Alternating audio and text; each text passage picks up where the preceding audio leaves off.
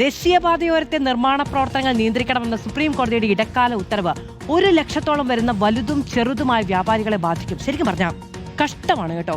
ഈ ദേശീയപാത നിർമ്മാണം തുടങ്ങിയപ്പോൾ മുതൽ ഉണ്ടാകുന്ന എത്രയോ നാളുകളായിരിക്കുന്നു, മാസങ്ങളും വർഷങ്ങളുമൊക്കെ ആയിട്ടുണ്ട്. ഓരോ വ്യാപാരികളെയും ഓരോ സംരംഭകരെയും ഒക്കെ ബാധിക്കുന്ന രീതി നമ്മൾ യഥാർത്ഥത്തിൽ കണക്കിലെടുക്കുന്നില്ല എന്നതാണ്.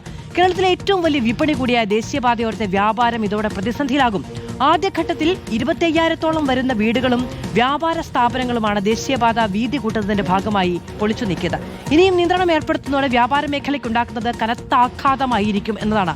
മനീഷ് മഹിവാൽ തത്സമയം നമ്മളോടൊപ്പം ചേരുകയാണ്. മനീഷ്, നമ്മളൊക്കെ പലപ്പോഴും പലയിടങ്ങളിൽ ചെല്ലുമ്പോൾ കാണുന്നതാണ് വ്യാപാരികൾ ഇപ്പോൾ തന്നെ, അതായത് ഈ സ്ഥലം ഏറ്റെടുക്കലിന്റെ ഭാഗമായും ദേശീയപാത നിർമ്മാണത്തിന്റെ ഭാഗമായി മണ്ണ് കൂട്ടിയിടുകയും വളരെ കൃത്യമായി വഴിയില്ലാതിരിക്കുകയും പാർക്കിംഗ് സംവിധാനം ഇല്ലാതിരിക്കുകയും ഒക്കെ ചെയ്തതിന്റെ പേരിൽ പോലും കഷ്ടപ്പെടുന്ന, വ്യാപാരം കിട്ടാത്ത, ലോൺ തിരിച്ചടയ്ക്കാൻ കഴിയാത്ത, പുതിയ സംരംഭം തുടങ്ങി അതിലേക്ക് ആളുകൾ എത്തിച്ചേരാൻ കഴിയാത്ത പ്രതിസന്ധി നേരിടുന്ന വലിയ കൂട്ടം ആളുകളുണ്ട് വ്യാപാര മേഖലയിൽ. അതിനിടയിലാണ് ഇടുത്തി പോലെ പുതിയ ഈ നിയന്ത്രണം കൂടി വരുന്നത്. 35 മീറ്റർ അപ്പുറത്തും ഇപ്പുറത്തും നിർമ്മാണ പ്രവർത്തനം കൂടി പാടില്ല എന്ന് വരികയാണ് എങ്കിൽ എന്തു ചെയ്യും ഇവരൊക്കെ?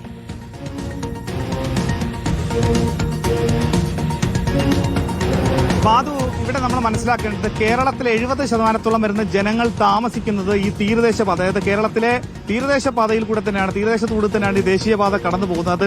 9 ജില്ലകളുണ്ട്, 560 കിലോമീറ്റർ ഉണ്ട്. ദേശീയപാതയിലൂടെ സഞ്ചരിക്കുമ്പോഴൊക്കെ തന്നെ നമ്മൾ നിലവിൽ ഇവിടെയുള്ള വ്യാപാരികളും ഈ വീട്ടുകാരും ജനങ്ങൾ അനുഭവിക്കുന്ന ബുദ്ധിമുട്ടുകൾ, യാതനകൾ നമ്മൾ കാണുന്നതാണ്. ഇപ്പോഴിതാ പുതിയ നിയന്ത്രണം ഏർപ്പെടുത്തിക്കൊണ്ടുള്ള ഇടക്കാല ഉത്തരവ് വരുന്നു. അവിടെ വ്യാപാരികൾക്കുണ്ടാക്കുന്ന ആഘാതം ചെറുതല്ല. കാരണം 75 മീറ്റർ ഈ റോഡിന്റെ മധ്യത്തിൽ നിന്നും നിയന്ത്രണം ഏർപ്പെടുത്തുകയാണ്. അതായത് ആ കെട്ടിടത്തിന് പുതിയ നിർമ്മാണ അനുമതിയോ അല്ലെങ്കിൽ ആ കെട്ടിടത്തിന് പുതിയതായിട്ട് ലൈസൻസ് പുതുക്കുകയോ ചെയ്യാൻ സാധിക്കില്ല. അതായത് അത് പ്രാവർത്തികമായി വരുമ്പോൾ, അതായത് അവിടെ ആ കെട്ടിടം പ്രവർത്തിക്കാൻ അവർക്ക് അവസരം വരുന്നില്ല, വലിയ നഷ്ടമുണ്ടാകും. ഇതിനോടകം തന്നെ ഈ ഭാഗികമായി പൊളിച്ച സ്ഥലത്ത് സർക്കാർ കോമ്പൻസേഷൻ കൊടുത്ത് അവിടെ പുനർനിർമ്മാണം നടത്തി ലക്ഷക്കണക്കിന് രൂപ മുടക്കിയ ആളുകളുണ്ട്, വ്യാപാരികളുണ്ട്. ഇപ്പൊ ഞാൻ നിൽക്കുന്നത് ആലപ്പുഴ SN കവലയിലാണ്, വളഞ്ഞവഴിയിലാണ്. ഇവിടെ നിരവധി വ്യാപാരികളുണ്ട്. ഇവർ നിലവിൽ തന്നെ ഈ സ്ഥലം ഏറ്റെടുത്ത സ്ഥലത്ത് കട മാറ്റിപ്പണിത് അവിടെ നിന്ന് പുനർനിർമ്മാണം നടത്തി അവിടെ കച്ചവടം നടത്തുന്നവരാണ്. ചേട്ടാ, എങ്ങനെയാണ് ഈ ഒരു പുതിയ നിയന്ത്രണം, ഇടക്കാല ഉത്തരവ് വരുന്നു, സർക്കാർ ആ ഭൂമി ഏറ്റെടുക്കുമെന്നുള്ള കാര്യത്തിൽ യാതൊരു ഉറപ്പോ അല്ലെങ്കിൽ വ്യക്തത വരുത്തിയിട്ടില്ല, നിങ്ങളെ എങ്ങനെ ബാധിക്കും ഇത്?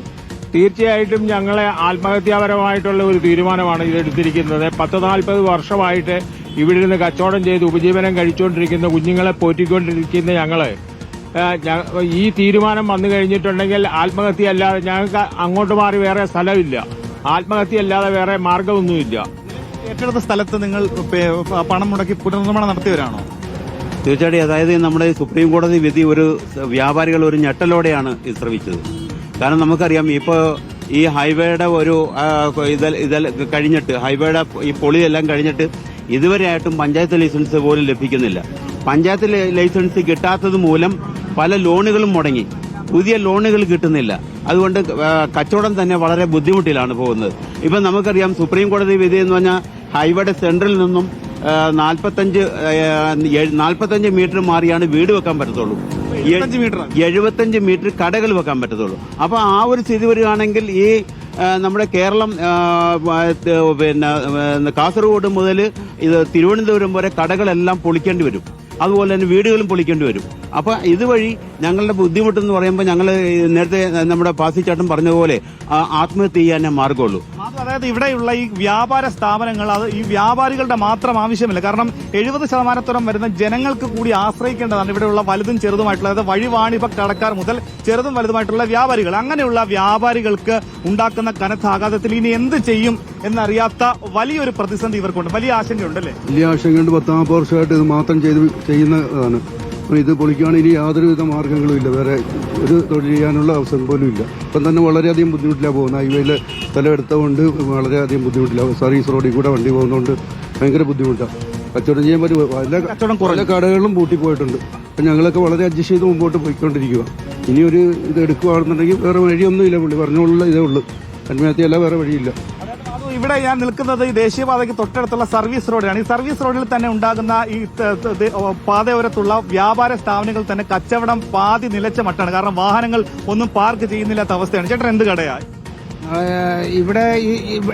പിന്നെ ഇതിന്റെ ഓരത്ത് ഒട്ടുമുക്കാൽ സാമുദായിക സംഘടനകളുടെ ആസ്ഥാനങ്ങളുണ്ട്. അവരുടെ ആസ്ഥാനങ്ങളിൽ നിന്നും ഭൂരിപക്ഷവും ഹൈവേ അതോറിറ്റി എടുത്ത് റോഡ് പണി നടന്നുകൊണ്ടിരിക്കുന്നു. കൂടാതെ തുച്ഛമായ സ്ഥലത്തിന് ഈ സാമുദായിക സംഘടനകളുടെ ഓഫീസുകളോ മറ്റൊന്നും പ്രവർത്തിക്കാനുള്ള സംവിധാനങ്ങളില്ല. ഇതിനെല്ലാം ശാശ്വതമായ പരിഹാരം കാണണം. കാരണം 5-5.5 സെന്റിനടുത്ത് ഇവിടെ യസംഗവല എന്ന് പറയുന്ന ശ്രീനാരായണ ജംഗ്ഷനിൽ 5-5 സെന്റിനോടടുത്ത് മാത്രമേ ഉള്ളൂ. നമുക്ക് ഈ കോടതി വിധിയും ഇതുപോലുള്ള സർക്കാരുകളുടെ നയവും നമ്മൾക്ക് ഇത് ഉപേക്ഷിച്ചിട്ട് പോകേണ്ട ഒരു ഗതികേടാണ്. കാരണം നാട്ടുകാരുടെ പൈസ പിരിച്ചാണ് നമ്മൾ ഈ സ്ഥലം സമാഹരിച്ചത്. പറഞ്ഞു വെക്കുകയാണ് വ്യാപാരികൾ. മാത്രമല്ല, ഇപ്പോൾ നമ്മളൊരു കട തുടങ്ങാൻ തീരുമാനിച്ചു, അല്ലെങ്കിൽ നമ്മളൊരു സ്ഥാപനം തുടങ്ങാൻ തീരുമാനിച്ചു.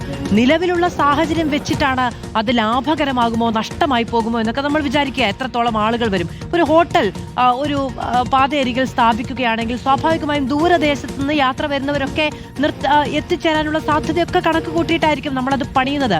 പക്ഷെ കുറച്ചു കാലം കഴിയുമ്പോൾ ദേശീയപാത നിർമ്മാണം വരുന്നു. അവിടേക്ക് മെയിൻ റോഡിൽ നിന്നുള്ള ആക്സസ് ഇല്ലാതാകുന്നു, അല്ലെങ്കിൽ കിലോമീറ്ററോളം ചുറ്റിത്തിരിഞ്ഞ് മാത്രം അവിടേക്ക് വരേണ്ടി വരുന്ന സർവീസ് റോഡിൽ നിന്ന് മാത്രം ആക്സസ് ഉണ്ടാകുന്ന ഒരു സാഹചര്യം ഉണ്ടാകുന്നു. നമ്മുടെ കണക്കുകൂട്ടലുകൾ അവിടെ പിഴച്ചു കഴിഞ്ഞിരിക്കുന്നു എന്നുള്ളതാണ്. ഇനി ഈ സർവീസ് റോഡിന്റെ നിർമ്മാണം പൂർത്തിയായതിനു ശേഷം ആയിരിക്കില്ല ഒരുപക്ഷെ ഈ ദേശീയപാത നിർമ്മാണം വളരെ നന്നായി പോവുക. അപ്പോൾ നമ്മുടെ കണക്കുകൂട്ടലുകൾ, നമ്മുടെ സാമ്പത്തികമായ കണക്കുകൂട്ടലൊക്കെ തെറ്റിപ്പോകുന്നതിനെയൊക്കെ അഭിമുഖീകരിച്ചു കൊണ്ടിരിക്കുന്ന വ്യാപാരി സമൂഹത്തിന് മുന്നിലേക്കാണ് ഇനി 35 മീറ്ററിന്റെ കണക്ക് കൂടി വരുന്നത് എന്നതാണ് ആ സാഹചര്യത്തെ കൂടുതൽ ഗുരുതരമാക്കുന്നത്.